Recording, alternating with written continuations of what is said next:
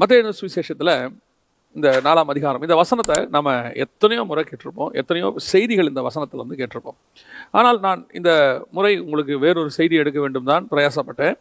அதை கடந்த வாரம் ஒரு சபையில் கூட கொடுத்துருந்தேன். ஸோ அதே செய்தியை இன்றைக்கும் நம்ம சண்டே ஸ்பெஷலாக கொடுக்கலாம் அப்படின்னு சொல்லி எல்லாம் ப்ரிப்பேர் பண்ணி வைத்திருந்த போது எனக்கு காலை வேளையில் ஆண்டவர் சில காரியங்களை என்னோடு கூட சில விஷயங்களை பேசினார். சரி, அது உங்களுக்கு பிரயோஜனமாக இருக்குமே அப்படின்னு சொல்லி தான் இந்த சண்டே ஸ்பெஷலில் அதை கொடுக்கலாம் அப்படின்னு சொல்லி கொண்டு வந்தோம். இந்த மத்தேயு சுவிசேஷம் 4ஆம் அதிகாரத்தில் 15வது வசனத்தில் இருள் இருக்கிற ஜனங்கள் பெரிய வெளிச்சத்தை கண்டார்கள். இந்த பெரிய வெளிச்சம், சிறிய வெளிச்சம், ரெண்டு காரியங்கள் இருக்குது. பெரிய வெளிச்சம் ஒன்று சொன்னாலே சிறிய வெளிச்சம் ஒன்று இருக்குது. சிறிய வெளிச்சம் இல்லாட்டி வெறும் வெளிச்சம்னு சொல்லலாம். இப்போ நம்ம ஏற்கனவே நம்ம சில காரியங்களை பார்த்த மாதிரி முதற் பேரானவர்னு சொன்னாலே ரெண்டாவது இருக்கிறாங்கன்றது அண்டர்ஸ்டுட் இல்லையா?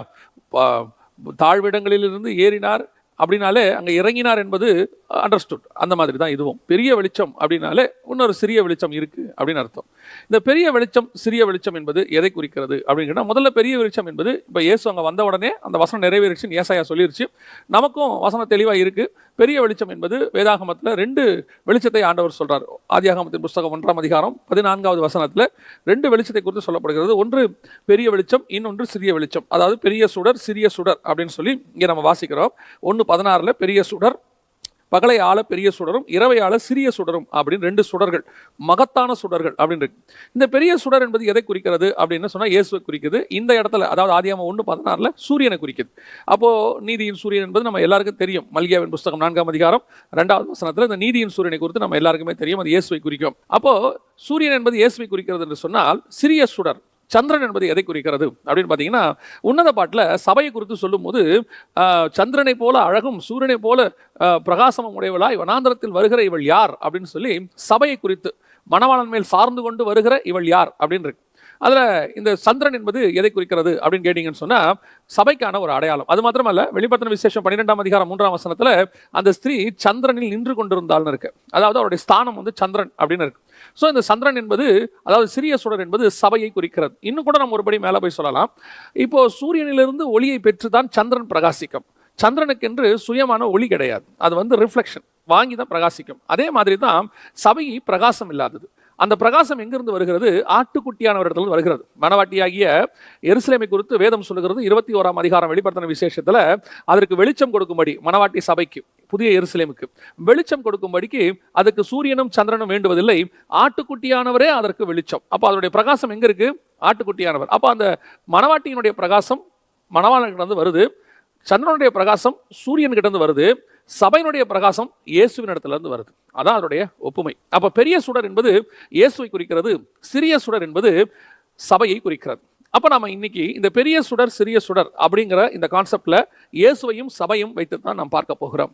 எனக்கு குறிப்பாக இந்த வசனத்திலிருந்து ஆண்டவர் எனக்கு சொல்லிக் கொடுத்த சில காரியங்களை மட்டும்தான் உங்களோடு கூட பகிர்ந்து கொள்ள போகிறேன். சபை என்பது என்று சொல்லும்போது நிறைய பேர் என்ன நினைக்கிறாங்க அப்படின்னா, குறிப்பிட்ட டினாமினேஷனை நான் ஏதோ சொல்லுகிறேன், அல்லது ஒரு சபையை குறிப்பிட்ட சபை அல்லது போதகர் அந்த ஊழியத்தை, மெய்ப்பெண் ஊழியத்தை மட்டும்தான் நான் பேசுகிறேன் அப்படின்னு அவர்கள் நினைத்துக் கொள்கிறார்கள். நான் பல முறை திருப்பி சொல்றேன், சபை என்பது ஒரு கட்டடத்தையோ, ஒரு அமைப்பையோ, ஒரு ஆர்கனைசேஷனையோ, ஒரு டினாமினேஷனையோ அல்ல. சபை என்பது நம்மை குறிக்கிறது. நாம் தான் இதெல்லாம் உருவாக்கி வச்சிருக்கிறோம். அது காலத்தின் கட்டாயம், அது தேவை. இப்போது இருக்க நிலைமைக்கு அப்படி ஒரு அமைப்பு அவசியமாக இருக்கிறது. ஆனால் மெய்யாகவே சபை என்பது நம்மை தான் குறிக்கிறது. நாம் தான் சபை, நம்மளை தவிர வேற சபை கிடையாது புதிய ஏற்பாட்டில். அப்போ நான் பேசுகிறது எல்லாமே நம்மை குறித்து சுய பரிசோதனை தான். நம்மை நாமே நிதானித்து அறிந்தோமானால் நாம் நியாயம் தீர்க்கப்படும். நம்மை பற்றி பேசிட்டாலே போதும், நம்ம சரியாயிட்டா போதும், அவ்வளோதான். நம்மில் எழுப்புதல் தேசத்தில் எழுப்புதல். நாம சரியா இருந்தால் எல்லாமே சரியா இருக்கும். ஆனால் இன்னைக்கு நாம எதையாவது சொன்னோம்னா அவர் என்னதான் குற்றப்படுத்துறாரு அப்படின்னு அவங்க அப்படி எடுத்துக்கிறாங்க. நான் திருப்பியும் சொல்றேன், நான் சொல்லுகிறது சபை என்பது நம்மை குறித்து சொல்லப்படுகிறது. இந்த இடத்துல சிறிய சுடர் என்பது சபை குறித்து, பெரிய சுடர் என்பது இயேசுவை குறித்தும் சொல்லப்பட்டிருக்கிறது. அப்ப இந்த இவங்களுக்குரிய காரியம் என்ன? இந்த பெரிய சுடருக்கும் சிறிய சுடருக்கும் உரிய காரியம் என்ன?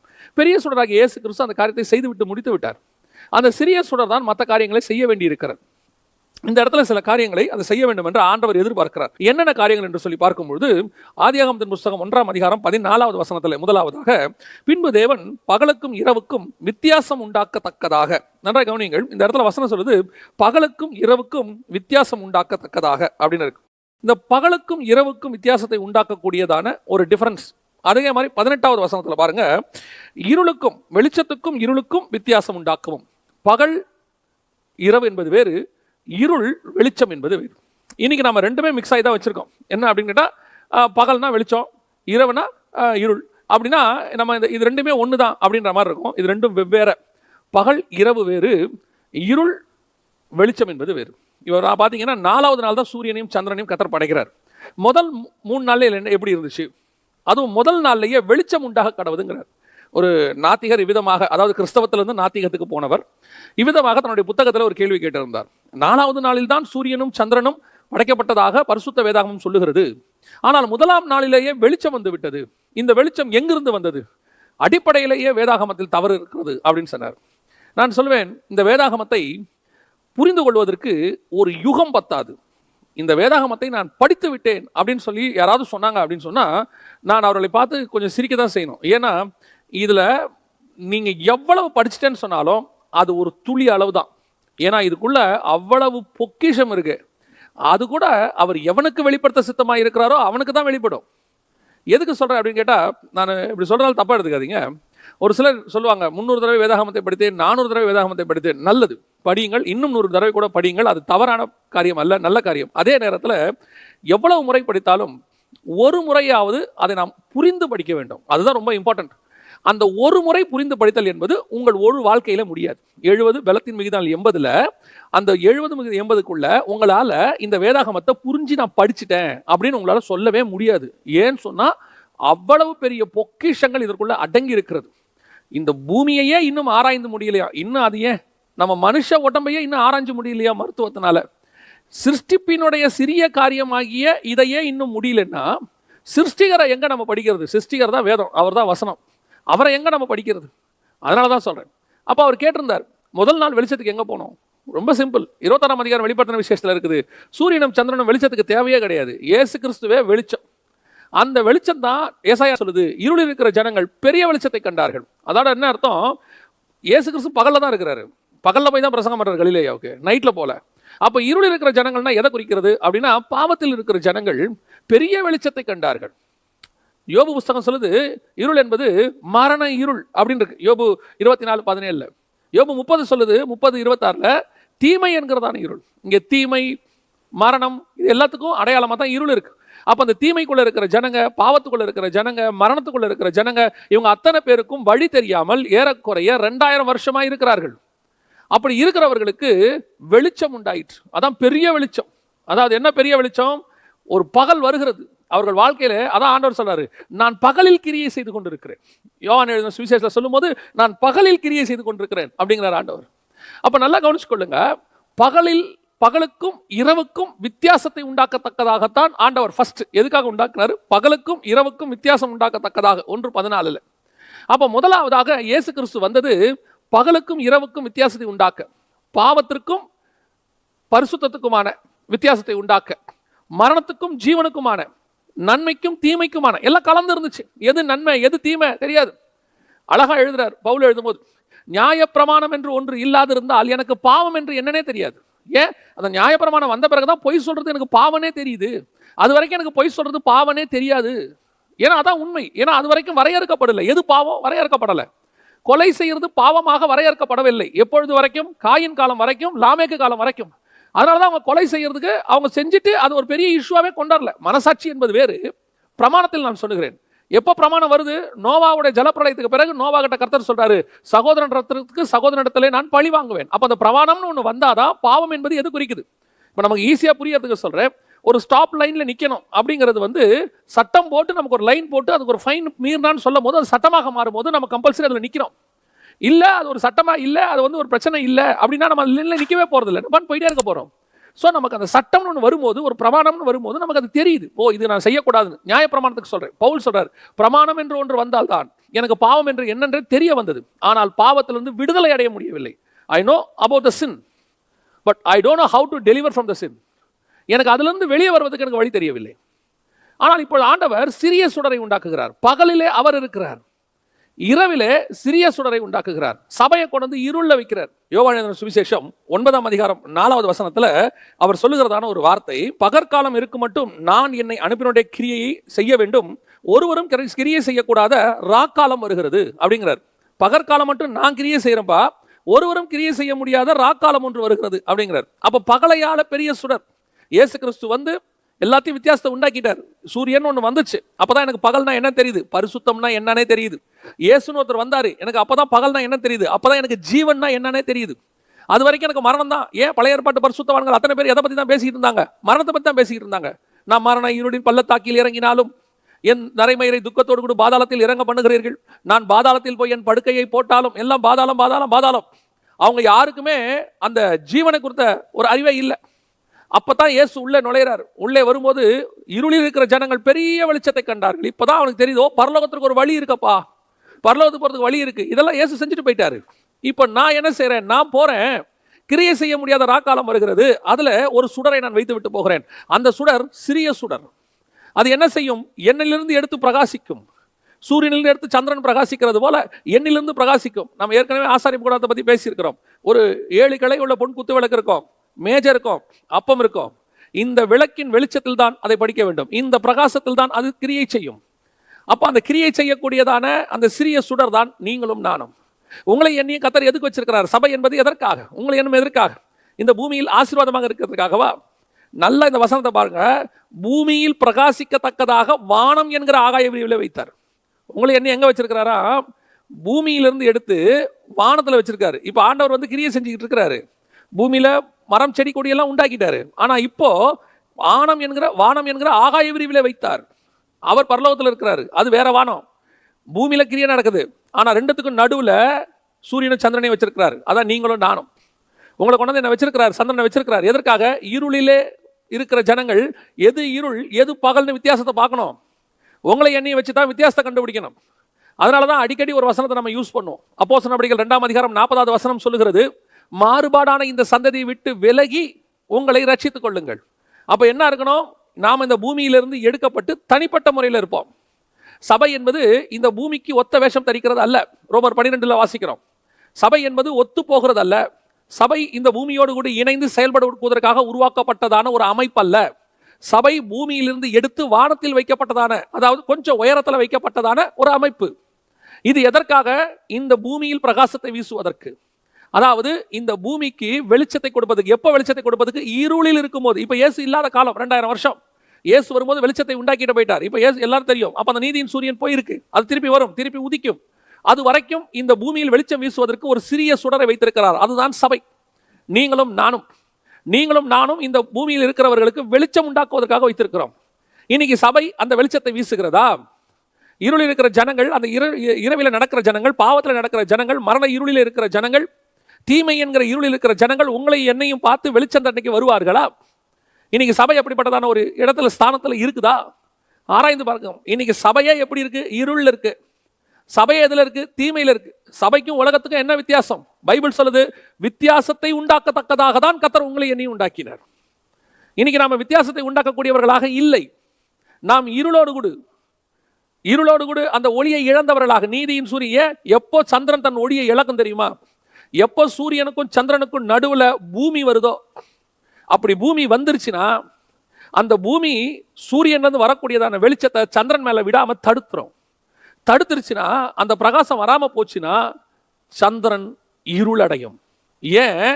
அதுக்கு சுயமாய் பிரகாசிக்கிற தன்மை கிடையாது. அது ஒவ்வொரு நாளும் அந்த சூரியனிலிருந்து வருகிற பிரகாசத்தை எடுத்துத்தான் பூமிக்கு கொடுத்து கொண்டிருக்கிறது. என்னைக்கு சபை கிறிஸ்துவுக்கும் சபைக்கும் நடுவில் உலகம் வருகிறதோ, அந்த உலகம் வந்த உடனே கொஞ்சம் கொஞ்சமாக அந்த சந்திரனுடைய வெளிச்சம் மறைந்து கொண்டே வரும். நன்றாய் கவனிங்கள், சூரிய வெளிச்சம் மறையாது. இந்த உலகத்தில் இருக்கிறவர்களுக்கு சூரிய வெளிச்சம் மறையும், ஆனால் சந்திர வெளிச்சம் இல்லாமல் போகும். ஏன்? சந்திரனுக்கு வெளிச்சம் கிடையாது. அந்த சந்திரனுடைய வெளிச்சம் மறைக்கப்பட்டு போகும். அப்ப என்ன ஆகுது? இந்த பூமியில அது தன் பிரகாசத்தை வீச முடியாதபடிக்கு இருளுக்குள் போகிறது. சந்திரனும் இருளுக்குள் போகிறது. இதுதான் நடக்குது இன்னைக்கு.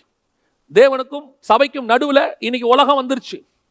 இன்னைக்கு உலகம் வந்தனுடைய விளைவு, முதல் ஃபேக்ட், சூரியனிலிருந்து வரக்கூடிய வெளிச்சம் சந்திரனுக்கு வரவில்லை. இன்னைக்கு எத்தனை பேர் கிறிஸ்துவினுடைய வெளிச்சத்தை எடுத்து இந்த பூமிக்கு பிரகாசித்துக் கொண்டிருக்கிறார்கள்? கிறிஸ்துவினிடத்திலிருந்து வரக்கூடிய வெளிச்சம் தான் இவர்கள் பார்க்கணும். கவனிங்கள், நீங்கள் தேவனோடு கூட இருக்கும்போது, நல்லா ஜெபிக்கும் போது, நல்ல வேதத்தை வாசிக்கும் போது ஒரு பிரகாசம் இருக்கும், ஒரு மகிமை இருக்கும், ஒரு வித்தியாசம் இருக்கும். உங்களை பார்த்து கேட்பார்கள், உன் முகம் இன்னைக்கு கொஞ்சம் வித்தியாசமா இருக்குதே. நான் சொல்றது ஆவிக்குரிய வாழ்க்கையினுடைய நார்மல். இதுவே இன்னைக்கு பயங்கர ஸ்டாண்டர்ட்னு சொல்றாங்க. சிலரோடலாம் நீங்கள் உட்காந்து பேசி பார்த்தீங்கன்னா வசனம் பேசிக்கிட்டே இருக்கலாம்னு தோணும். அவங்க கூட உட்காந்தாலே வசனம் தானாக வரும். அவங்ககிட்ட வசனத்தை தவிர வேறு எதுவும் பேச தோணாது. அப்படி முடிச்ச உடனே அவங்க எழுந்திரிச்சு போயிடுவாங்க, நம்மளும் எழுந்திரிச்சு வந்துடுவோம். அவங்ககிட்ட போனது வசனம் பேசுறதுக்காக மட்டுமே இருக்கும். சிலர்கிட்ட போய் நீங்கள் உட்காந்தீங்கன்னா உலக கதையிலேருந்து அரசியல் கதையிலேருந்து தேவையில்லாத கதையை அரட்டடிச்சுக்கிட்டே இருப்பாங்க. ஸ்டார்ட் பண்ணும்போது சும்மா ஒரு வசனத்தில் ஸ்டார்ட் பண்ணுவாங்க. இந்த இன்ஜின் ஸ்டார்ட் பண்ணுறதுக்கு கொஞ்சம், அந்த காலத்துலலாம் டீசல் இன்ஜினை ஸ்டார்ட் பண்ணுறதுக்கு கொஞ்சம், ஃபஸ்ட்டு ஸ்டார்ட் பண்ணுறதுக்கு கொஞ்சம் பெட்ரோல் ஊற்றுற மாதிரி, ஹைப்ரிட் இன்ஜின் மாதிரி. அப்புறம் பார்த்தீங்கன்னு சொன்னால் முழுக்க முழுக்க முழுக்க உலகத்துக்கு போயிடும். அவங்களோட பேசிட்டு வரும்போது பார்த்தீங்கன்னா ஒரு வெறுமை இருக்கும். ஆனால் சிலரோடு நீங்கள் பேசி பாருங்கள், அவங்களோட இருக்கிற அவங்க கூட உட்காந்துட்டு இருக்கலாம் போல இருக்கும். அவங்க கூட பேசிக்கிட்டே இருக்கலாம் போல தோணும். இன்னும் கொஞ்சம் நேரம் பேச மாட்டாங்களான்னு தோணும். இது நான் சொல்றது ஆவிக்குரிய வாழ்க்கையினுடைய நார்மல். இது இன்னைக்கு பயங்கர ஸ்டாண்டர்ட் ஆயிருச்சு. ஆனால் ஆவிக்குரிய வாழ்க்கையினுடைய உச்சம் என்ன தெரியுமா? கிறிஸ்துவினுடைய சாயல் மோசேயினுடைய முகத்தில் பிரகாசிக்கும். அந்த பிரகாசத்தினுடைய உச்சம் எப்படி இருக்கும்னா, உன் முகத்தை பார்க்க முடியாதபடிக்கு இருக்குது, மூடிக்கொள்ளுங்கன்ற அளவு இருக்கும். அது எப்படி ஆயிரும் தெரியுமா? ஒரு பீரியட்ல உங்ககிட்ட வந்து உட்கார்றதுக்கு அவங்க பயப்படுவாங்க. அதான் அப்போஸ்தலரை வந்து சேருவதற்கு அவர்கள் ஜனங்கள் பயப்பட்டார்கள்னு இருக்கு. சாதாரணமாக உட்காந்து பேச முடியாது யாரும். தேவையில்லாதவங்க பக்கத்தில் வரமாட்டாங்க. உங்க மேல ஒரு அபிஷேகத்தினால் உண்டாகிற ஒரு கவர் இருக்கும். அந்த கவர் ஆவிக்குரிய பயத்தை உண்டாக்கும். நல்லா கவனிச்சுக்கொள்ளுங்க, நான் சொல்றது மாம்ச பயம் அல்ல, ஆவிக்குரிய பயம். அவர் கூட உட்காந்து சும்மா பேச பரலோகம் அனுமதிக்காது. அந்த ஸ்டாண்டர்டுக்கு நீங்களும் நானும் வருவோம். இந்த வித்தியாசம், அந்த பிரகாசம் உங்கள் மேல் வந்து இதை நீங்கள் உலகத்துக்கு வீசணும். அந்த இடத்துக்கு, அந்த ஸ்டாண்டர்டுக்கு நீங்க வந்தீங்கன்னு சொன்னீங்க, இந்த உலகம் உங்களை பிரமிப்பாக பார்க்கும். எப்படி பிரமிப்பாக பார்க்கும்? இந்த பிரகாசம் சூரியனிலிருந்து வரக்கூடிய பிரகாசம், அதுதான் உங்களுக்கு எங்கிட்ட ஆண்டவர் உண்டாக்குறார். அப்போ நீங்களும் நானும் எப்படிப்பட்டவங்களா இருக்கணும்? வித்தியாசத்தை உண்டாக்குறவர்களாக, பாவத்துக்கும் பரிசுத்தத்துக்கும் நடுவுல நம்ம இருக்கணும். நம்மளை பார்த்தா தெரியணும், ஓ இது பரிசுத்தம். நம்மளை பார்த்தா தெரியணும், இது ஜீவன். நம்மளை பார்த்தா தெரியணும், இது உண்மை. நம்மளை பார்த்தா தெரியணும், இதுதான் சத்தியம். இன்னைக்கு சபை எப்படி இருக்குது? சூரியனுக்கும் சந்திரனுக்கும் நடுவுல பூமி வந்த மாதிரி தேவனுக்கும் சபைக்கும் நடுவுல இன்னைக்கு உலகம் வந்துருச்சு. உலகம் வந்து சூரியனுடைய வெளிச்சம் முதல்ல உங்க மேல விழாதபடிக்கு மறைச்சிடும். இன்னைக்கு நிறைய சபைகள் இருளில் இருக்கிறது. அப்ப சபை நடக்குதே, நல்லா கவனிச்சுக்கொள்ளுங்க. எல்லா வெளிச்சமும் இருக்கு, எல்லா வெளிச்சமும் இருக்கு. பலிபீடத்தில் ஒரு வெளிச்சம் இருக்கு, அது அக்கினியின் வெளிச்சம். பலிபீடத்தில் இருக்கிற வெளிச்சம் அக்கினியின் வெளிச்சம். பரிசுத்த ஸ்தலத்தில் ஒரு வெளிச்சம் இருக்கு, அது பொன் குத்து விளக்குகளின் வெளிச்சம். மகா பரிசுத்த ஸ்தலத்துக்கு ஒரு வெளிச்சம் இருக்கு, அது தேவனுடைய மகிமையின் வெளிச்சம். உங்க சபைக்குள்ள எந்த வெளிச்சம் இருக்கு? அக்கினியின் வெளிச்சம் கட்டையை போட்டு எரிய விடுறது, அது மனுஷனால் உண்டாக்கப்படுகிறது. ஆனால் உள்ள இருக்கிற 7 பொன் குத்து விளக்கின் வெளிச்சம் இருக்குது, அது அணையாதபடி பாதுகாக்க வேண்டிய வெளிச்சம். அது ஆசாரியன் ஒவ்வொரு நாளும் ரெடி பண்ணிட்டே இருக்கணும், விளக்கு அணையாதபடிக்கு. அது 24 hours. இது அக்கி பலிபிடத்தை அக்கினே அணைஞ்சிரும், திருப்பி மறுநாள் சூடாக்கணும். பலி வரும்போது தான் அது ஆகும். அப்பப்போது சூடாய் அணையும் பலிபிடம். நிறைய பேருக்கு சபைக்கு வரும்போது ஆவி அனலாய் வரும், வீட்டுக்கு போகும்போது அணைஞ்சிரும். ஏன் இன்னும் கொஞ்சம் பேருக்கு சபையில் உட்காந்து கொட்டடிக்கும் போது மட்டும் ஆவி வரும் பலிபீடம். அந்த அக்கினி அந்த கொட்டடிக்கிறத நிறுத்தின உடனே நின்றோம். இதுக்குன்னே சில இடத்தெல்லாம் பார்த்தீங்கன்னா பீட்டோட ஒரு 10 பாட்டு வச்சிருப்பாங்க. கன்வென்ஷன்னா ஸ்பீட் பீட்டோட ஒரு 10 பாட்டு. அதுவும் கடைசி அந்த கன்வென்ஷனுடைய ஆராதனை முடியும் போது நல்ல ஸ்பீடு பீட்டோட போட்டு 4 பாட்டை போட்டு இறக்கினாதான் அவங்களுக்கும் பாடின மாதிரி ஒரு இன்ட்ரெஸ்ட். பலிபீட அக்கினி அப்படியே அணைஞ்சிரும், நல்லா எரியும் திகுன்னு அப்படியே அணைஞ்சிரும். இந்த அக்கினி வேறு, உள்ளுக்குள்ள ஒரு அக்கினி இருக்கு. இது என்ன தெரியுமா? குத்து விளக்குகளின் அக்கினி. இதை ஆசாரியன் ஏத்துவான், மைல்டா எரியும், ஆனா அணையாம எரியும். அணையக்கூடாதபடிக்கு ஆசாரியன் பார்த்துக் கொள்வான். அதுதான் வேதத்தினால் கிடைக்கக்கூடியதான அக்கினி, தேவனால் உண்டாக்கக்கூடிய அக்கினி. ஆனா 3வது ஒன்று இருக்கு, அது யாரும் ஏத்துற அக்கினி இல்ல, பரலோகத்திலிருந்து இறங்குகிற அக்கினி. அந்த அக்கினி தான் சபைக்குள்ள இருக்கணும். அந்த மகிமை தான் உங்க மேலேயும் என் மேலேயும் இருக்கணும். இது ஏதோ சும்மா போய் 10 நிமிஷம் கை தட்டிட்டு வந்துட்ட உடனே ஆவியில நிறைஞ்சாச்சு, நீங்களும் சாட்டிஸ்ஃபைட், அங்க இருக்கிறவங்க சாட்டிஸ்ஃபைட். ஓ பிரசன்ஸ்ல அவருக்கு நிறைஞ்சிட்டாங்க, அவர் அப்படி நீங்க நிறைஞ்சு முடிஞ்சாதான் அவருக்கும் திருப்தி. நீங்க நல்ல மைல்டா ஆவியில நிறைஞ்சிங்கன்னு வச்சுக்கோங்க, இவங்களுக்கு ஒத்து வராது. ஏன்னா இவன் அவங்களுடைய எந்தூளியா நடத்தி பழக்கப்பட்ட ஆளு, விசிலடி ஆடு அப்படி பழக்கப்பட்டவன். இவன் பலிபீடம், இது பலிபீடத்துல ஏறி அணையும், டான்ஸ் ஆடி வரும். ஆனா உள்ளுக்குள்ள இருக்கிற அக்கினி இருக்கு பாருங்களேன், அது அப்படியே ஆவியில நிரம்பும், ஆவியோடும் உண்மையோடும் அப்படி இருக்கும். அதையும் தாண்டி உள்ள போகும்போது அது வேற அனல், அது மனுஷரால உண்டாகிற அனல், தேவனுடைய அனல். அதுல நீங்க நிரம்பணும் பாருங்களேன். அப்படி ஒரு சபைக்குள்ளதான் நம்ம இருக்கணும். அந்த வெளிச்சம் தான் சபைக்குள்ள வரணும். இன்னைக்கு அந்த வெளிச்சம் இருக்கா? இன்னைக்கு சபையை உலகம் மூடி இருக்கு, இன்னைக்கு சபை இருள்ல இருக்கு. இன்னைக்கு எல்லாருக்கும் எந்த வெளிச்சத்துல இருக்கிறாங்க? சும்மா பலிபீட வெளிச்சத்துல இருக்காங்க. இவங்களுக்குள்ள அந்த வசன வெளிச்சம், குத்து விளக்கின் வெளிச்சம் இல்லை. பரலோகத்தினுடைய மகிமை அந்த வெளிச்சம் இல்லை. இப்போ இருக்கிறதெல்லாம் வெளியே இருக்கிற பலிபிடம் அப்படியே தூபம் போட்டு போட்டு போட்டு கட்டையை போட்டு எரிய விடு எரிய விடு எரிய விடு, அப்புறம் அரைஞ்சு போகுது. அப்புறம் அதில் ஒரு திருப்தி. ஆனால் நல்லா கவனிச்சுக்கொள்ளுங்க, நீங்கள் எவ்வளவு ஆவியில் நிறைஞ்சிட்டு வந்தாலும் அரை மணி நேரம் கழிச்சு ஒரு வெறுமை இருக்கும். வீட்டுக்கு போகும்போது என்னன்னா அப்படியே ஆவியில் நிறைஞ்சு வெளியே வந்தோன்னா அப்படியே மாம்சத்தில் பேசுவான். ஒரே நேரத்தில் ஆவியில் நிறைஞ்சிட்டு வெளியே வரும்போது அவ்வளவு ஆவியில் நிறைஞ்சா எப்படி இருக்கணும் மகிமை? அந்த மகிமை அவனை விட்டு நீங்கிறதுக்கு எவ்வளோ நேரம் ஆகணும்? நான் ஒரு உதாரணத்துக்கு சொல்கிறேங்க. ஒரு நல்ல காஃபி குடிங்க, ஒரு 2 மணி நேரம் அந்த டேஸ்ட் நம்ம வாயில் இருக்கு பாருங்களேன். ஒரு நல்ல சாப்பாடு சாப்பிடுங்க, நீங்கள் அந்த ஸ்மெல் பாருங்க, கையில் ஒரு மணி நேரமாவது இருக்குது. நீங்கள் மீன் ஸ்மெல் பாருங்க, கொஞ்சம் நேரத்துக்கு இருக்கும். ஆவியில் நிறையிறீங்களே, அதனுடைய வாசனை உங்களுக்குள்ள எவ்வளோ நேரம் இருக்கணும்? அப்படியே நிறைஞ்சு அடுத்த 5வது நிமிஷம் மொத்தமாக அணைஞ்சு போது அப்படியே மாம்சத்தில் பேசிட்டு போகிறாங்க. அப்படின்னா இந்த அக்கினி தப்பான அக்கினி. இது வேற. நமக்குள்ள இருக்க வேண்டியது என்ன தெரியுமா? சூரியனிலிருந்து வரக்கூடிய அந்த பெரிய சுடர். இது உங்களுக்குள்ள வருதுன்னா ஜனங்க இதை பார்த்து வித்தியாசத்தை உணர்வார்கள். அதுதான் ரொம்ப முக்கியம். கர்த்தர் உங்களை என்னையும் வித்தியாசத்துக்காக வச்சிருக்கிறாரு.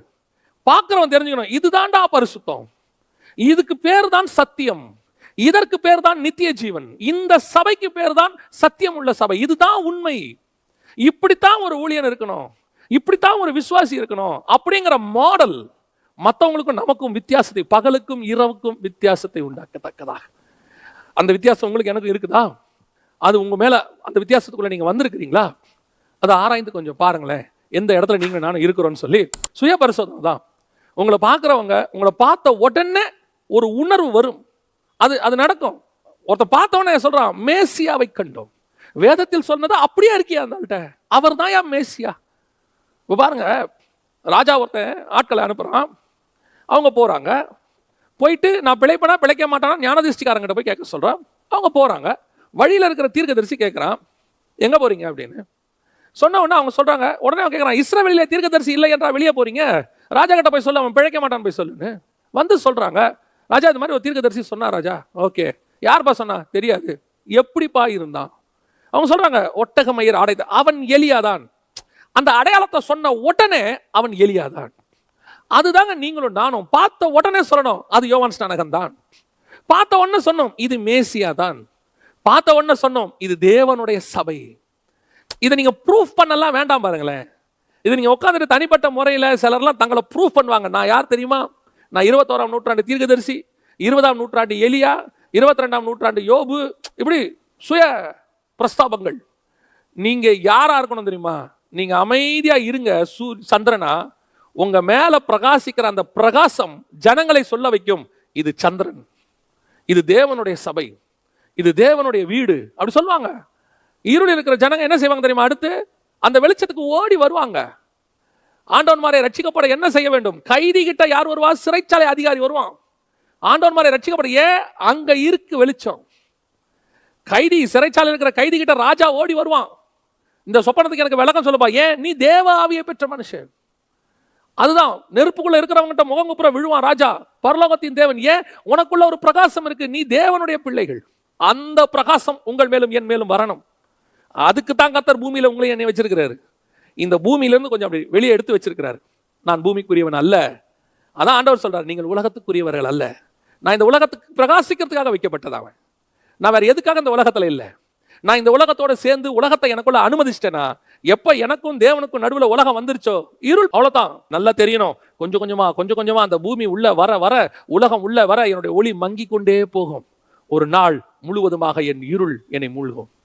முழுவதுமாக அந்த சூரியனிலிருந்து வரக்கூடிய பிரகாசம் என்னை வராதபடிக்கு இந்த பூமி தடுத்து போடும். இன்னைக்கு ஆண்டவர் மீண்டுமாக நம்மை புதுப்பிக்க விரும்புகிறார். உன்னுடைய நோக்கத்தை கர்த்தர் சொல்கிறார். ஏன் நான் உன்னை உண்டாக்கினேன்? இந்த உலகத்திலிருந்து உன்னை எடுத்துக்கொண்டு நான் தனிப்பட்ட முறையில் ஏன் வைத்தேன்? நீ உலகத்தை முழுவதுமாக உள்ளே இழுத்தால் இருள் தான் உன்னுடைய முடிவு.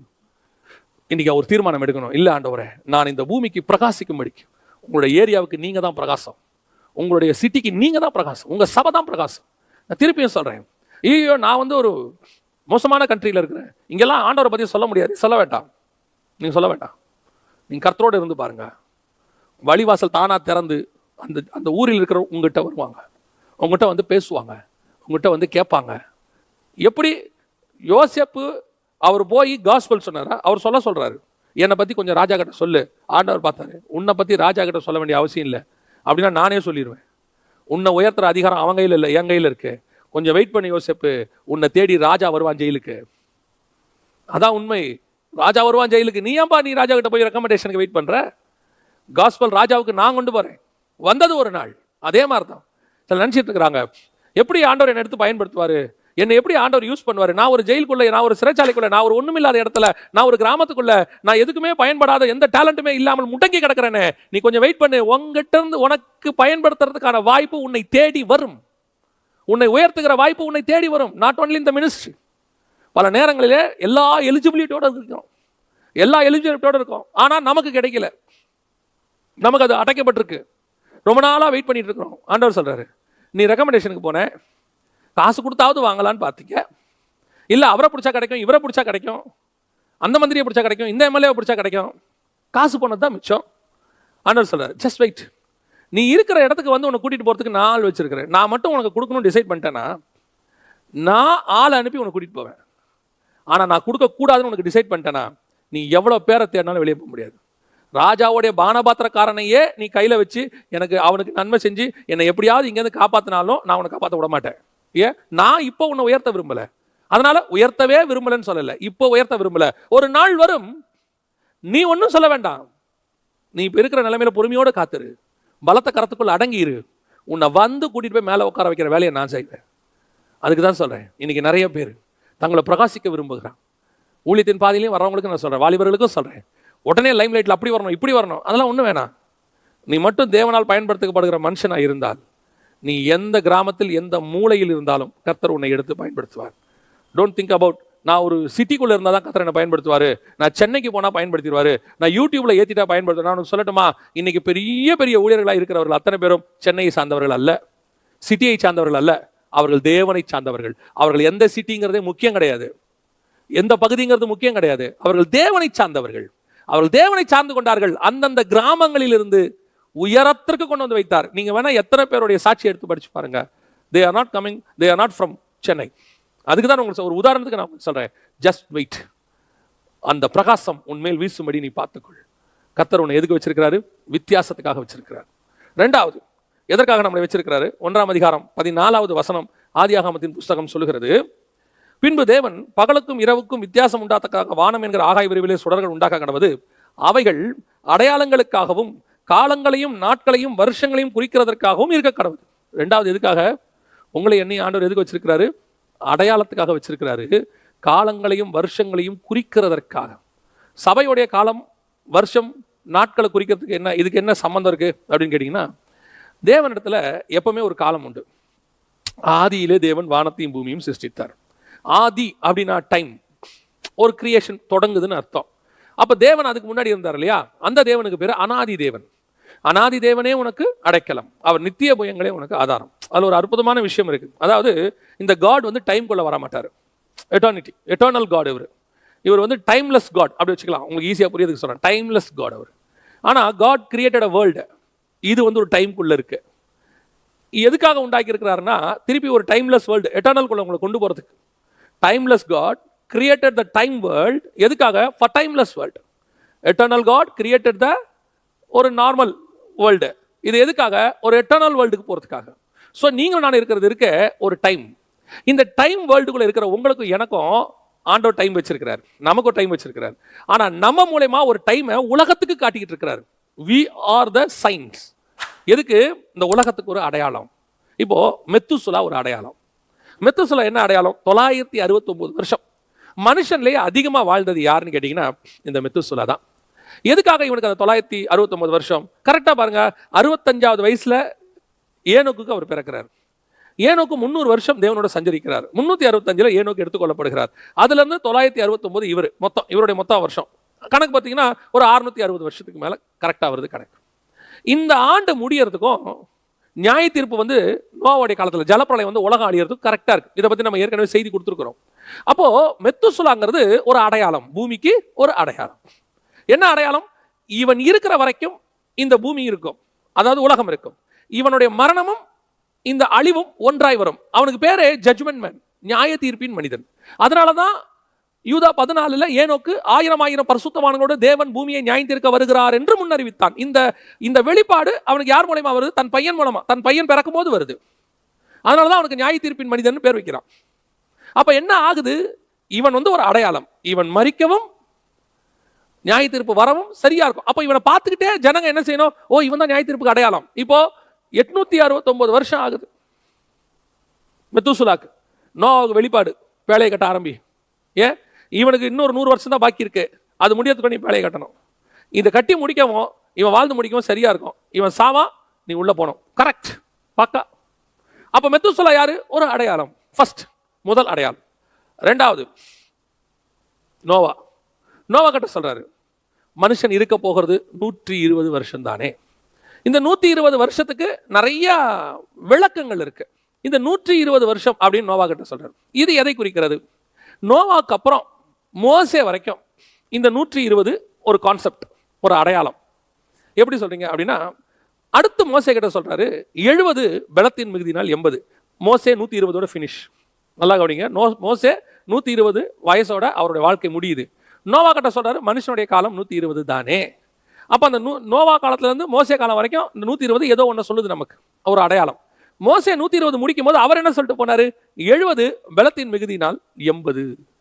ஸோ இந்த மாதிரி ஒவ்வொரு அடையாளம். அதனாலதான் வசனம் சொல்லுது, எங்களின் நாட்களை என்னும் அறிவை எங்களுக்கு தாரும். இது எங்களுக்கு மட்டும் இல்ல, நாங்கள் ஒரு அடையாளமா இருக்கிறோம். இப்போ சபை எடுத்துக்கோங்க.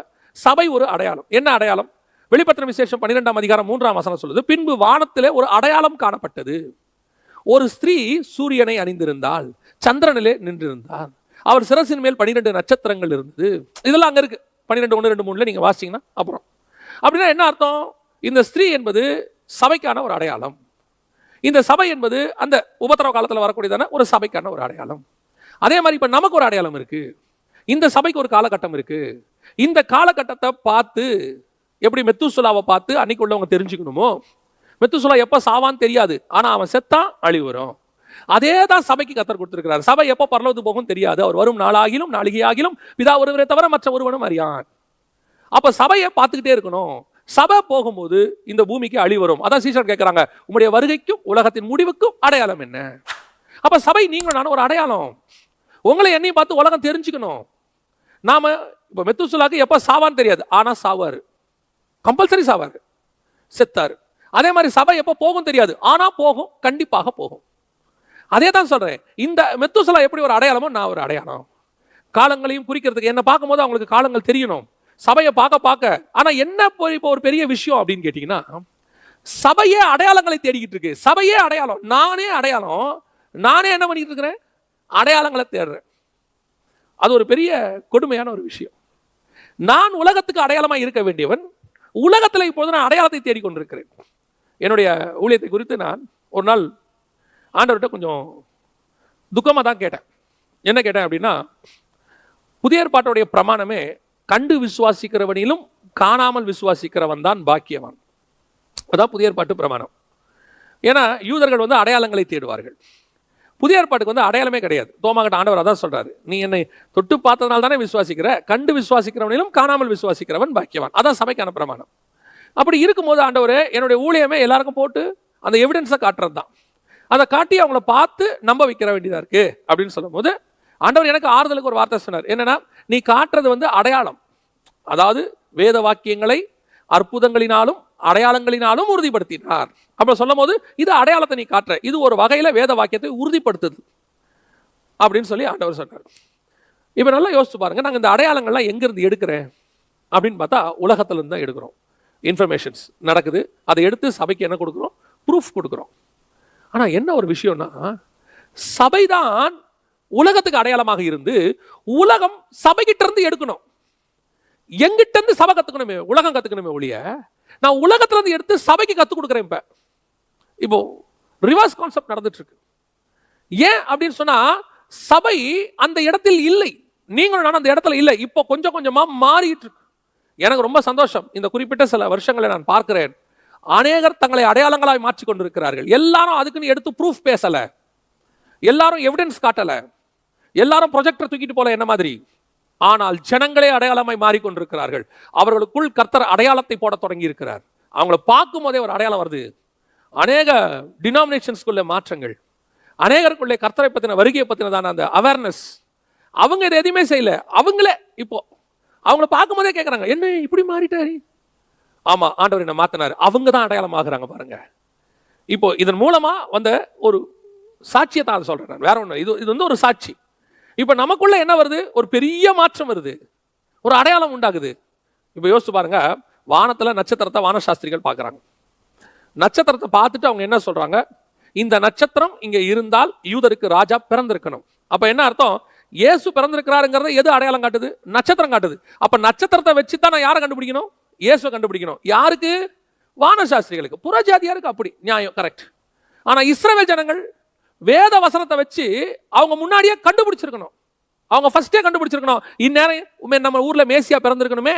இவங்க வந்து சொன்ன பிறகு ஏரோது வேத சாஸ்திரங்களையும் நியாயப்பிரமாணங்களையும் கூப்பிட்டு கேட்கிறாரு. என்ன கூப்பிட்டு கேட்கிறாரு? மேசியா எங்க பிறப்பார்? ஆமா, அவர் சொன்ன கணக்கின்படி தான் பிறப்பாரு. இந்த வானசாஸ்திரிகள் சொன்ன பிறகு வரக்கூடியதான இந்த அறிவு, அதுக்கப்புறம் அவங்க என்ன பண்ணாங்கிறது வேற விஷயம். அந்த அறிவு இவங்களுக்கு முன்னாடியே வந்திருக்கணும். எப்படி வந்திருக்கணும்? இவங்க தான் சொல்லணும் எங்க ஊர்ல மேசியா பிறந்திருக்கிறாரு. அப்ப ஜனங்கள் எல்லாரும் அவரை பார்க்க வந்திருப்பார்கள். ஆட்டோமேட்டிக்கா காஸ்பல் வேற மாதிரி போயிருக்கும். அதை தான் நான் உங்களுக்கு சொல்ல வரேன். நீங்கள் மாடலா மாறினா ஜனங்க ஆட்டோமேட்டிக்கா வந்துருவாங்க. இப்ப நம்ம அடையாளத்தை வெளியே தேடிட்டு இருக்கிறோம். அடையாளத்தை வேற எங்கேயோ தேட நம்மளே கேட்டுக்கிட்டு இருக்கிறோம். இன்னும் ஒரு அடையாளம் காட்டணும், ஒரு அடையாளம் வேணும், ஒரு அடையாளம் கேட்கறது தப்புன்னு சொல்லல. அது ஒரு ஸ்டாண்டர்ட். ஸ்பிரிச்சுவல்னா நீங்களே அடையாளமாய் மாறுவதுதான் அடுத்த ஸ்டாண்டர்ட். நான் ஒரு அடையாளம், என்னை பார்க்கும்போது தெரியணும் இயேசு வர்றாருன்னு, என்னை பார்க்கும்போது தெரியணும் இயேசு நல்லவர்னு, என்னை பார்க்கும்போது தெரியணும் இயேசு சாந்த குணம் உள்ளவர்னு, என்னை பார்க்கும்போது தெரியணும் இயேசு மகத்துவம் உள்ளவர்னு, என்னை பார்க்கும்போது தெரியணும் இயேசு அற்புதம் உள்ளவர்னு. அது எல்லாத்தோட முக்கியம், என்னை பார்க்கும்போது தெரியணும் இயேசு பரிசுத்தம் உள்ளவர்னு. நான் தான் அடையாளம். ஐ ஆம் த சைன். இன்னைக்கு நம்ம அப்படி இருக்கிறோமா? நம்மளை பார்த்தா என்ன சொல்றாங்க? நீயே இப்படி இருக்க. இன்னைக்கு நம்மளை பார்க்குறவன் எப்படி இயேசுவை ஏற்றுக்கொள்வாங்க? நம்முடைய குணாதிசயத்தை பார்க்குறவங்க யாராவது இயேசுவை ஏற்றுக்கொள்வாங்களா? நமக்குள்ள இருக்கிற ஆக்டிவிட்டிஸை பார்க்குறவங்க யாராவது இயேசுவை ஏற்றுக்கொள்வாங்களா? சொல்லுங்க. உங்க பக்கத்து வீட்டுக்காரங்க இயேசுவை ஏற்றுக்கொள்வாங்களா? நான் எப்பவுமே சொல்லுவேன், தூரத்தில் இருக்கிறாங்கள. சமீபத்தில் ஒரு அரசியல் கட்சி தலைவரை குறித்து ஒருத்தர் ஒரு கருத்து தெரிவித்திருந்தார். அவர் சொன்ன கருத்து அந்த அரசியல் தலைவருக்கு அது அப்பாற்பட்டது, அது வேற விஷயம். நம்ம அவரை பத்தி போகல. ஆனால் அந்த கருத்தை நம்ம எடுக்கணும். அவர் என்ன சொன்னாரு? அந்த அரசியல் தலைவரை தூரத்திலிருந்து கவனிக்கிறவர்கள் பயங்கரமா அட்ராக்ட் ஆகுறாங்க, பயங்கரமா அட்ராக்ட் ஆகுறாங்க. அட்ராக்ட் ஆகி அவர் பின்னாடியே போறாங்க. ஒரு காலகட்டத்தில் கிட்ட போறாங்க. கிட்ட போன பிறகு அவருடைய சுயரூபம் ஒன்று தெரிகிறது. ஆட்டோமேட்டிக்காக அவரை விட்டு ஒவ்வொருத்தராய் பிரிகிறார்கள் அப்படின்னு சொல்லி ஒரு லிஸ்ட் போட்டாங்க. பாருங்க, இவங்கெல்லாம் ஒரு காலத்தில் தூரத்தில் இருந்தவங்க, ஒரு பீரியட்ல கிட்ட வந்தவங்க, அதுக்கப்புறம் அவரை விட்டு தூரம் போயிட்டாங்க. அதை நான் அந்த ஸ்டாட்டிஸ்டிக்ஸை பார்த்தேன். அது ஒரு வகையில் உண்மை. அது ஒரு வகையில் உண்மை. தூரத்துல இருந்து நம்மளை பார்க்கும்போது நம்ம இப்போ அதை விட்டுருவோம். இப்போ நம்ம கிட்ட வருவோம். தூரத்துல இருந்து நம்மளை பார்க்கும்போது ஒரு அட்ராக்ட் இருக்கு. நம்ம கூடவே இருக்கும்போது அந்த சாட்சியை உங்களால் பாதுகாக்க முடியுதா? இயேசுவை தூரத்துல இருந்து பார்க்கும்போது பேதுருக்கு வேற. ஆனா கிட்ட வர வர வர இயேசு போனாலும் அவன் போக மாட்டேங்கிறான். எங்க போக சொல்றீங்க? என்ன நீங்களும் போய்விட மனதா இருக்கிறீங்களோ? எங்க போக சொல்றீங்க? வேறு யார் இடத்துல நான் போவேன்? நித்திய ஜீவ வசனங்கள் உம்மிடத்துல உண்டு, நீங்க போ சொன்னா கூட போக மாட்டேங்கிறான். இன்னைக்கு கிட்ட வர வர வர நம்மளை பார்த்துட்டு போயிடுறாங்க. தூரத்துல இருக்கும்போது நம்ம மேல அவங்களுக்கு ஒரு பெரிய அட்ராக்ஷன் இருக்கு. மேடையில் உட்காந்து நம்ம பேசும்போது கீழே இருக்கிறவங்களுக்கு நம்மளை பார்க்கும்போது, ஐயோ இவர்கிட்ட போய் நம்ம ஜாயின் பண்ணா நல்லா இருக்குமே, இவர் கூட கொஞ்ச நாள் இருந்தா நல்லா இருக்குமே, இவர் கூட போய் படிச்சா நல்லா இருக்கணுமே. உண்மை, மாற்று கருத்து இல்லை, அது அட்ராக்ஷன். ஆனா கிட்ட வந்த பிறகும், இப்ப கிட்ட வந்தவங்கிட்ட பிரச்சனை இல்லை. நல்லா கவனிங்க, திருப்பி நான் சொல்றேன், கிட்ட வந்தவங்கிட்ட பிரச்சனை இல்லை. கிட்ட வந்த பிறகு நான் தூரத்தில் பார்க்கும்போது எப்படி பிரமித்தேனோ அதே பிரமிப்பு எனக்கு கிட்டையும் இருக்கணும்.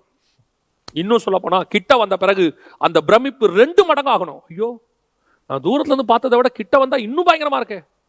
பிரமிட தூரத்துல இருந்து பாத்தீங்கன்னா அழகு. பிரமிட் இருக்கு இல்லையா ஈஜிப்ட்ல, தூரத்துல இருந்து பார்த்தா அழகு, கிட்ட வந்தா பிரமிப்பு. தூரத்துல பார்க்கும்போது பயங்கர அழகா தெரியும், ஆஹா என்ன ஒரு கன்ஸ்ட்ரக்ஷன். கிட்ட வர வர வர அதோட ஜைஜான்டிக்கான ஸ்ட்ரக்சர், கன்ஸ்ட்ரக்ஷன் அப்படி பார்த்து முடிக்கும் போது பா என்ன ஒரு பிரமிப்பு. கழுத்து முடியலையே, பார்க்க முடியலையே. அந்த பிரமிப்பு ஒரு ஒரு கட்டடத்திற்கே இப்படி இருக்குமானால், அதான் சொல்றேன், தூரத்துல இருந்து பார்க்கும் போது அழகு, கிட்ட வந்தா பிரமிக்கணும். இன்னைக்கு தூரத்துல இருந்து பிரமிக்கிறான் நம்மளை பார்த்து. கிட்ட வந்தா சொல்றான் அது தூரத்துல இருந்து பார்க்க தான் அழகா இருக்குது, கிட்ட வந்தா ஒன்றும் இல்லை, விட்டுட்டு போறான். அப்போ மிஸ்டேக் எங்கேயோ என்கிட்ட இருக்கு. நான் அடையாளமாக இல்லை. நான் அடையாளமாக இருப்பேன். ஆனால் தூரத்தில் என்னை பார்த்தவன் கிட்டே வரும்போது இன்னும் நெருங்குவான், இன்னும் நெருங்குவான். என்னை விட்டுட்டு போகக்கூடாதுன்னு ஆசைப்படுவான். ஐயோ நான் உன் கூடவே இருக்கணும், நான் போக மாட்டேன், என்னை அனுப்பிடாத அப்படின்னு அவன் நினைக்கணும். அதுதான் அடையாளம். அந்த அடையாளத்துக்கு தான் கர்த்தர் உங்களை என்னையும் வச்சிருக்கிறாரு. நீங்களும் அப்படி இருக்கிறோமா? அந்த அடையாளத்தோடு கூட காணப்படுகிறோமா? உங்களை என்னையும் பார்த்து அவன் தெரிஞ்சுக்கணும், இது கடைசி காலம், இது இயேசு கிறிஸ்துவினுடைய காலம், இது அற்புதத்தின் காலம், இது ஆசீர்வாதத்தின். ஏன் நம்மளை பார்த்தா அவனுக்கு ஒரு ஆசை வரணும். ஒரு பாருங்க எப்படி சந்தோஷமா இருக்காங்க கேட்கணும். அவன் அந்த ஆள் முகத்துல ஒரு சமாதானம் இருக்கு பாருங்க. எப்படிங்க அது? இவ்வளோ லாக்டவுன் எல்லாம் கிடக்குது, ஆனா அவன் மட்டும் ஜாலியா சந்தோஷமா இருக்கான் பாருங்க அப்படின்னு கேட்கணும். அதுதான் அடையாளம். இவ்வளவுக்கு நடுவுலையும் கர்த்தர் உன்னை என்னையும் அடையாளமாய் வச்சிருக்கிறார்.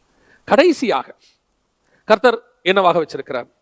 அதே ஆதியாகமத்தின் புஸ்தகம் 1ஆம் அதிகாரம் 16-18 சொல்லுகிறது, தேவன் பகலை ஆள பெரிய சுடரும் இரவை ஆள சிறிய சுடரும். இதே காரியம் 18ஆம் வசனத்திலும் வருது. பகலையும் இரவையும் ஆளவும் அப்படின்னு இருக்கு. ஆளுகை சபையினுடைய 3வது மிக முக்கியமான விஷயம் ஆளுகை. சபை பகலையும் இரவையும் ஆளணும். சபைக்கு டிஃபால்ட்டா கர்த்தர் கொடுத்திருக்கிற அழைப்பு ராஜாக்களும் ஆசாரியருமாய். இந்த ஆசாரியம் என்பது ஊழியம், நம்ம எல்லாருக்கும் தெரியும். ஆனா ஊழியக்காரனுக்குள்ள இன்னொன்னும் இருக்கு, இன்னொரு அபிஷேகம் கலந்திருக்கு. என்ன தெரியுமா? ரெட்டிப்பான நன்மைனா அதுதான். அந்த ரெட்டிப்பான நன்மை எது அப்படின்னா, ஒன்று ஆளுமை, ராஜரீகம், ராஜாவாவும், இன்னொன்று ஆசாரியனாவும். இந்த ஆசாரியத்துவத்தோடு கூட இருக்கிற ஆளுமை தன்மை, அதாவது ஆசாரியத்துவத்தில் ஆளுகை தன்மை இருக்கணும். அது இருக்கா? இன்னைக்கு நாம இரவை ஆள்றோமா? பரிசுத்தத்தை ஆள்றோமா? வெளிச்சத்தை ஆள்றோமா? பொதுவாகவே கேட்குறேன், நமக்குள்ள ஒரு ஆளுமை இருக்கா? That's an authority. சபைக்கு ஆண்டவர் ஒரு அத்தாரிட்டி கொடுத்துருக்கிறார். ஆதாம் காலத்திலிருந்து நீங்களும் அடிமையாக இருக்க கர்த்தர் விரும்பவே இல்லை. நல்லா தெரிஞ்சுக்கொள்ளுங்க. ஆதாம் கிட்ட சொல்லும் போது கூட கர்த்தர் சொன்னாரு ஆண்டு கொள்ளுங்கள். அப்புறம் ஆதாம் பிசாஸ் கையில் வித்துட்டான். இப்ப கர்த்தர் அதை ஜெயிச்சிட்டார். திடம் கொள்ளுங்கள், நான் உலகத்தை ஜெயித்தேன் சொல்றாரு. இப்போ உங்களுக்கு நான் சகல அதிகாரத்தையும் கொடுத்துட்டு போறேன். என் நாமத்தினால எல்லா அதிகாரம். எப்படி பார்வோன் யோசேப்பு கையில ஒரு மோதிரத்தை போட்டாரு, போட்ட உடனே அந்த முத்திர மோதிரம் அதை போட்ட உடனே சமஸ்த எகிப்தும் உனக்கு வணங்கும், நான் மட்டும்தான் உனக்கு மேல இருப்பேன், மிச்சம் எல்லாம் உனக்கு கீழே இருக்கும். அதே காரியம் தான் எப்ப இயேசு கிறிஸ்துவானவர் உங்க மேல பரிசுத்த ஆவியாகிய முத்திரையை போட்டாரோ, இந்த உலகம் அனைத்தும் நமக்கு கீழே. கீழேனா நம்ம மேல மேலான ஆளு இவங்களெல்லாம் மதிக்க கூடாது, அது அல்ல. அது யூதர்கள், அதல்ல. நான் சொல்றது ஸ்பிரிச்சுவல் அத்தாரிட்டி, ஸ்பிரிச்சுவல் ஆளுகை. உடனே நீங்க சீசர்களை மாதிரி அக்கினி இறக்கி அவனை கொன்று போடும், அதல்ல. அது நீ உடனடியாக நாசமாய் போவாய். சிலர் அந்த அத்தாரிட்டியை மிஸ்யூஸ் பண்ணுவாங்க, மிஸ்யூஸ் பண்ணி சபிக்கிறதுக்கு யூஸ் பண்ணுவாங்க, ஒருத்தருடைய வீழ்ச்சிக்கு யூஸ் பண்ணுவாங்க, ஒருத்தருடைய வாழ்க்கையினுடைய முடக்கத்துக்கு அதை யூஸ் பண்ணுவாங்க. இல்ல இல்ல, அந்த அத்தாரிட்டியோடைய வேலை அது இல்லை. அத்தாரிட்டி எனக்கு எது கிடைச்சிச்சு? நம்ம ஏற்கனவே பிதாவின் அதிகாரம்ங்கிற பேர்ல இதை பார்த்திருக்கிறோம். யோவான் 13 இதை பத்தி பார்த்திருக்கிறோம். பிதா தனக்கு எல்லாவற்றையும் ஒப்பு கொடுத்தார் என்பதை அறிந்து இயேசு கால்களை கழுவ தொடங்கினார். சோ அத்தாரிட்டி என்பது வேறு, ஸ்பிரிச்சுவல் அத்தாரிட்டி. இந்த ஸ்பிரிச்சுவல் அத்தாரிட்டி உங்ககிட்ட வரும்போது என்ன ஆகும்? ஸ்பிரிச்சுவல் வேர்ல்டுல உங்களை காட் ஒரு யோசேப்பை மாதிரி, பிரதமர் மாதிரி, அவர் கிங், அவருக்கு கீழே உங்களை வச்சு அப்படி உலகத்துக்குள்ள அனுப்புவார். நீங்கள் போங்கள், உலகத்துக்கு போங்கள், போய் ஆளுகை செய்யுங்கள். உங்களை எதுவும் செய்யாதியா, எந்த ஸ்பிரிச்சுவல் இதுவும் வராது. இன்னைக்கு இன்னும் நம்ம பயந்துட்டு உட்காந்துருக்கிறான். இரவை ஆளணும். இன்னைக்கு இரவை பார்த்து இவன் பயப்படுறான், இருளை ஆளுகை செய்யவும். அப்படிதான் வசனம் சொல்லுது. இந்த இடத்துல வசனம் என்ன சொல்லுது பாருங்களா? 1ஆம் அதிகாரம் 18 இரவை ஆளணும். 16வது வசனம் சொல்லுது இரவை ஆள. அப்ப இன்னைக்கு இந்த இரவை ஆள்றோமா, இருளை ஆள்றோமா? நம்ம இன்னைக்கு தீமையை கண்டு நீங்க பயப்படுறீங்களா, உங்களை கண்டு தீமை பயப்படுதா? இவன் பாவத்தை பார்த்து பயப்படுறான். ஐயோ நான் உடனே அப்ப பாவத்தை கண்டு பயப்படக்கூடாதா? இல்லைங்க, பாவத்தை கண்டு பயந்து நான் செய்யக்கூடாதுன்னு நினைச்சது ஒரு காலம். ஒரு பீரியட்ல பிசாசுக்கு உங்க மேல வரணும், இவனை ஒன்னும் செய்ய முடியாதுன்னு வரணும். உங்க மேல அப்படி ஒரு எண்ணம் பிசாசுக்கே வந்துடணும், இவனை ஒண்ணுமே செய்ய முடியாதியா. ஒரு ஊழியரை குறித்து நான் கேள்விப்பட்டேன். அவர் தேவனுக்கு என்று தன் வாழ்க்கையை அர்ப்பணித்து விட்டார். இது சில 100 வருஷங்களுக்கு முன்பாக ஒரு புத்தகத்தில் படித்தது. தேவனுக்கு தன்னை அர்ப்பணித்து விட்டார். இப்போ அவருடைய குடும்பத்தாரில் 100 வருஷத்துக்கு முன்னாடி பார்த்துக்கோங்களேன், குடும்பத்தாரில் அவரை எப்படியாவது திருப்பி கொண்டு வரணும். அதனால என்ன செய்கிறார்கள், தாய் தகப்பன்மாரே அறுவருக்கு தக்க காரியம் ஒன்றை செய்கிறார்கள். அதாவது என்ன பண்றாங்க அப்படின்னு கேட்டீங்கன்னா, அவருடைய ரூமுக்கு அவருடைய முறை பொண்ணை ஒரு அரைகுறை ஆடையோடு கூட எப்படியாவது அவனை திருப்பி உலக வாழ்க்கை கொண்டாந்து, அவன் ஏசுன்னு போறான், உன் பின்னாடி திருப்பிடு, உன் அழகுக்கு நேரம் திருப்பிடு அப்படின்னு. அந்த நிமிஷத்துல அந்த மனுஷன் அந்த பிசாசை கட்டி அந்த பெண் பின்னிட்டு விழுந்து, இதைத்தான் சொல்றேன், அந்த பாவம் உங்களை கண்டு பயப்படணும், உங்ககிட்ட வரத்துக்கு பயப்படணும். அதுதான் இரவை ஆளுதல். இன்னும் நாம என்ன பண்ணிட்டு இருக்கிறோம், இரவு நம்மளை ஆண்டுகிட்டு இருக்கு, இருள் நம்மளை ஆண்டுகிட்டு இருக்கு. இன்னும் நம்ம சொல்றோம், இன்னும் என்னால் இதை விட முடியலையே, இன்னும் இந்த பாவத்தை என்னால் விட முடியலையே, நான் இன்னும் பலவீனமா இருக்கிறேனே அப்படின்னா இன்னும் ஆளுகமை அத்தாரிட்டியை கையில எடுக்கலன்னு அர்த்தம். கொடுக்கிறவர் கொடுத்துட்டாரு மோதிரத்தை. இப்போ நான் சொல்றது ஒரு உதாரணத்துக்குன்னு வச்சுக்கோங்க, ஜஸ்ட் அன் எக்ஸாம்பிள். இப்போ பார்வோன் யோசேப்பு கிட்ட மோதிரத்தை போட்டுட்டார். இப்போ யோசேப்பு சமஸ்த எகிப்துக்கும் பிரதமர். அதாவது பார்வோனை தவிர அவருக்கு மேல ஒருத்தர் கூட இல்லை. இப்போ யோசேப்பு ரதத்துல போறாரு. போகும்போது அந்த இடத்துல போர்த்திபார் வந்து நிற்கிறார் எதிரில், ஜெயில் போர்த்திபார் வந்து நிற்கிறார். இப்போ யோசேப்பு, நான் சொல்ற ஒரு உதாரணம், ஜஸ்ட் அன் இமேஜினேஷன், அப்படி வந்து நிற்கிறார். நிற்கும் போது யோசேப்பினுடைய மனநிலை எப்படி இருக்கும், எப்படி இருக்கணும் நியாயமா? அப்படி பார்த்த உடனே என்னை ஜெயிலில் வச்சவர், நான் தப்பு செய்யல ஆனால் என்னை ஜெயிலில் வச்ச, இப்போ நியாயமா என்ன ஆயிருக்கணும், நமக்கு ஒரு சின்ன கில்ட்டி. இல்லைன்னா இப்படி கூட வச்சுக்கோங்களேன், அந்த போத்திபார் வந்து நிற்கிறாரு, இவர் வீட்டில் நான் ஒரு நாள் வேலை செஞ்சேன் அப்படின்னு நமக்கு தோணுச்சுன்னா என் அத்தாரிட்டியை நான் இன்னும் எடுக்கலன்னு அர்த்தம். எனக்கு தோணினாலே, அவனுக்கு தோன்றது இருக்கட்டும், எனக்கு தோணினாலே நான் இவர் வீட்டில் ஒரு நாள் வேலை செஞ்சேன், நான் இவர்கிட்ட தான் சாப்பிட்டுக்கிட்டு இருந்தேன், இவர் மனைவி என்கிட்ட தப்பாக நினச்சாங்க, என்னை கொண்டு போய் ஜெயிலெல்லாம் வச்சாங்க, இந்த தாட் வந்தாலே இன்னும் அத்தாரிட்டி என் கைக்கு வரல, என் மைண்டே மாறணும். இன்னைக்கு இந்த போர்த்திபாருக்கு சாப்பாடு போட வேண்டிய இடத்துல கத்தர் என்ன வச்சிருக்கிறாரு. நியாயமாக போர்த்திபார் நினைக்கணும், ஐயோ நாம தப்பாக செஞ்சிட்டோம் போல, நம்ம யோசேப்புக்கு விரோதமாக செஞ்சிட்டோம் போல, இன்னைக்கு யோசேப்பை பார்வோன் உயர்த்திட்டாரு, நான் கொண்டு போய் ஒரு இடத்துல வச்சா அதை விட மேலான இடத்துக்கு பார்வோன் கொண்டு போயிட்டானா, இனி நான் எப்படி இந்த யோசேப்புக்கு முன்னாடி போய் நிற்பேன்? ஐயோ நாளைக்கு அரிசி எனக்கு வேணுமே கொடு, ஏன்னா போர்த்திபார் வீட்டுக்கும் அரிசி வேணும், நாளைக்கு எனக்கு அரிசி வேணுமே, நான் எப்படி போய் யோசேப்பு எதில் நிற்பேன்? யோசேப்பை மன்னிக்கிறாரு, கொடுக்குறாரு, அது அவர் இஷ்டம். அந்த பயம் போர்த்திபாருக்குள்ள வரணும், ஏன் யோசேப்புக்கு வரணும்? ஏன்னா என் கையில் இப்போ என்ன இருக்கு, மோதிரம் இருக்கு. அந்த முத்திரை மோதிரம் தான் உனக்குள்ள இருக்கிற பரிசுத்த ஆவியானவர். எபேசியர் 4:30 சொல்லுது, மீட்கப்படும் நாளுக்கு என்று முத்திரையான ஆவியானவர். அப்படி இருக்கும்போது உனக்கு என்ன அத்தாரிட்டி இருக்கணும்?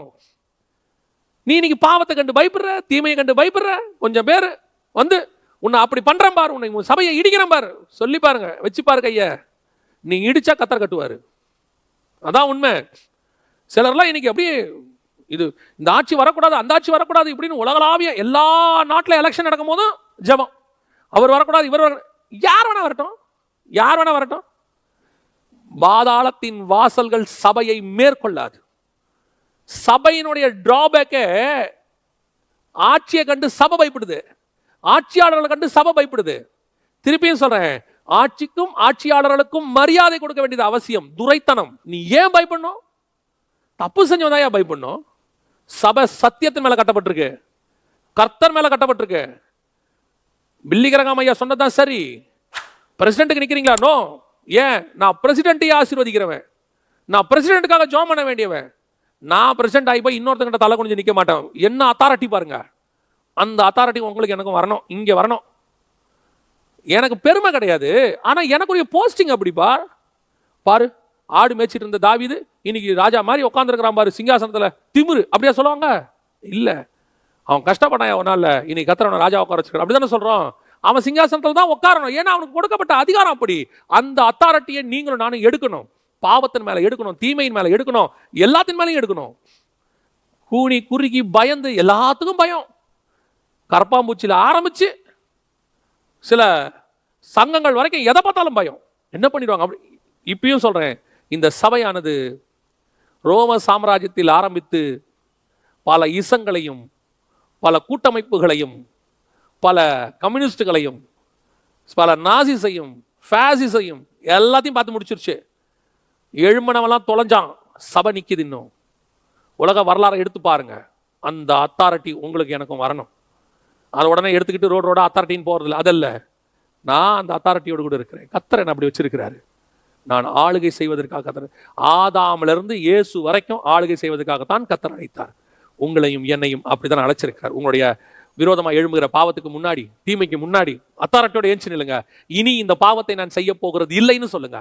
இந்த பாவத்தை நான் மேற்கொள்றேன்னு சொல்லுங்க. இந்த பாவத்தை என் காலுக்கு கீழே போட்டு மிதிக்கிறேன்னு சொல்லுங்க. ஏன்? பிசாசின் தலையை அவர் நசுக்கிட்டாரு. வாழை நசுக்கிறது மட்டும்தான் என் வேலை. என் வேலை தலையை நசுக்கிறதே கிடையாது. பாம்புக்கு விஷம் வாயில கிடையாது. அந்த விஷம் உள்ள பகுதியை கர்த்தர் நசுக்கிட்டார் தலையை. இனி திருப்பி நம்ம நசுக்க வேண்டியது அதனுடைய வாழை மட்டும்தான். அதுக்கே பயந்தா எப்படி? இன்னைக்கு சொல்லுங்க, இந்த பாவத்தை நான் மேற்கொள்ள போகிறேன். எனக்குள்ள இருக்கிற பரிசுத்த ஆவியாகிய முத்திரை எனக்கு அந்த அத்தாரிட்டியை கொடுத்திருக்கிறது. நான் மாம்சத்தை ஜெயிக்க போகிறேன். I am going to take over. We are conquest. அப்படிதான் வசனம் சொல்லுது. எல்லா இடங்களிலும் எங்களை வெற்றி சிறக்க பண்ணுகிறவர். நீங்களும் நானும் வெற்றி சிறக்க பண்ணுவதற்காக அழைக்கப்பட்டவர்கள். அதன் மேலாதபடிக்கு மிகப்பெரிய அதிகாரத்தை கர்த்தர் நம் கையில் கொடுத்திருக்கிறார், ஆளுகை செய்யும்படி. இதுதான் சபையினுடைய மிக முக்கியமான மூன்றாவது காரியம். இந்த சிறிய சுடரை கர்த்தர் எதுக்கு உண்டாக்கி இருக்கிறாரு? முதலாவதாக வேதம் சொல்லுகிறது, உங்களுக்கும் உலகத்திற்கும் பாவத்திற்கும் வித்தியாசத்தை உண்டாக்குறதுக்காக மத்தியில நாம் வைக்கப்பட்டோம். இரண்டாவது, அடையாளத்திற்காக. இந்த உலகத்துக்கு நீங்கள் நான் தான் அடையாளம், எல்லாத்துக்கும் நம்ம தான் அடையாளம். இயேசுலேருந்து வருக வரைக்கும் நம்மளை தான் கர்த்தர் அடையாளமாக வச்சுட்டு போயிருக்கிறார். கடைசியாக ஆளுகை செய்வதற்காக. உலகத்தை அல்ல, நமக்குள்ள இருக்கிற உலகத்தை, பாவத்தை, தீமையை, மரணத்தை, நமக்கு விரோதமாய் போராடக்கூடியதான துரைத்தனங்களை எல்லாவற்றையும் ஆளுகை செய்யும்படி கர்த்தர் உன்னை என்னையும் வச்சிருக்கிறார். நாம் ஜெபிக்க போகிறோம். கண்களை மூடுவோம். சர்வ வல்லமையுள்ள எங்கள் ஆண்டவரே, தருமையான நேரத்திற்காக உமக்கு ஸ்தோத்திரம். மகிமையுள்ள கரத்தில் தாழ்த்துகிறோம். தேவனாகிய கர்த்தர் எங்களுக்கு தந்த சந்தர்ப்பத்திற்காக நன்றி. வேத வாக்கியத்தின் மகத்துவத்துக்காக ஸ்தோத்திரம். விசேஷமாய் ஆண்டவரே, பாவத்தை மேற்கொள்ள கூடாதபடிக்கு தவித்து கொண்டிருக்கிற, பலவீனப்பட்டு இருக்கிற, எப்படி மேற்கொள்வது என்று தெரியாமல் இருக்கிற சகோதர சகோதரிகளுக்காக நான் ஜெபிக்கிறேன். இப்பொழுது பரிசுத்த ஆவியானவர் எங்களுக்குள் போட்டிருக்கிற முத்திரை, எங்களுக்கு கொடுத்திருக்கிற ஆளுகை, எங்களுக்கு இருக்கிற அத்தாரிட்டியை நாங்கள் பயன்படுத்துகிறோம், விடுதலையாக்குகிறோம். இந்த நிமிஷத்துல இந்த பாவத்தை மேற்கொள்ள, பாவத்தை நசுக்க, பாவத்தை மேல் நடக்க, ஆண்டவரே அவைகளை எல்லாவற்றையும் நிர்மூலமாக்க இயேசுவின் நாமத்தினால எங்களுக்குள்ளே தேவனாகிய கர்த்தர் தந்த அத்தாரிட்டிக்காய் ஸ்தோத்திரம். எங்கள் பலத்தினாலும் அல்ல, பராக்கிரமத்தினாலும் அல்ல, தேவ ஆவினாலே ஆகும் என்று சொல்லப்பட்டபடி எங்களுக்கு தந்த ஆளுகைக்காக உமக்கு நன்றி. நாங்கள் அடையாளங்களாகவும் இந்த உலகத்திற்கு வித்தியாசமானவர்களாகவும் காணப்பட கிருபை பாராட்டும். எங்கள் ஆண்டவர் இயேசுவின் நாமத்தில் பிதாவே.